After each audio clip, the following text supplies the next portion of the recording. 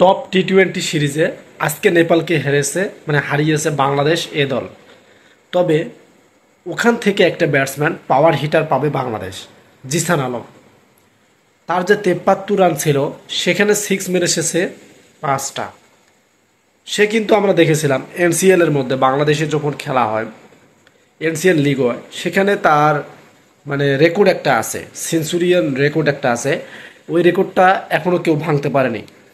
But আজকের ম্যাচটার মধ্যে আমরা যেটা দেখলাম যে বাংলাদেশের যে ব্যাটারগুলো আছে তারা মানে প্রপারলি রান পেয়েছিল, এ কারণে বাংলাদেশে 80+ রান হয়েছে।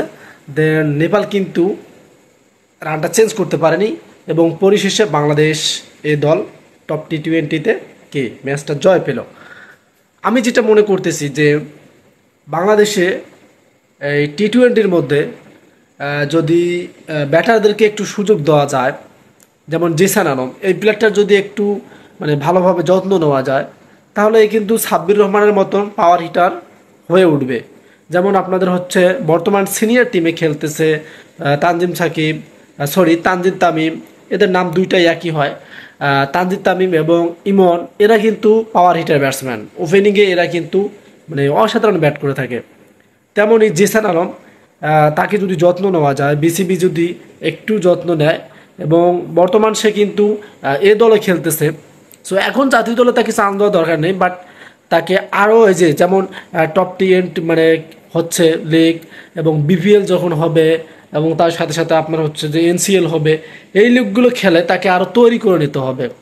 তার যে ব্যাটসম্যান যে পারফরমেন্সটা আছে ব্যাটিংয়ের, সেটা থেকে আরও মানে তৈরি করতে হবে, তাহলেই কিন্তু সে একটা যোগ্য স্থানে যেতে পারবে।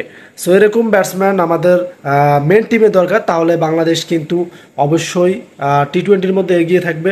সো আগস্টে কিন্তু আপনাদের হচ্ছে আফগানিস্তানের সাথে ওডিআই আছে, টি-20 আছে, সেখানে অবশ্যই বাংলাদেশ সিনিয়র টিম অবশ্যই ভালো কিছু করবে। দেন আজকের ম্যাচটা আমার কাছে খুব ভালো লাগছে, কারণ ম্যাচটা তারা জয় পেয়েছে এবং ব্যাটাররা ভালো ব্যাট করেছে, তার সাথে সাথে হচ্ছে আপনার বলাররাও কিন্তু অসাধারণ বল করেছে। সো এভাবেই আমরা চাই বাংলাদেশ ক্রিকেটটা বিশ্বের কাছে এগিয়ে যাক।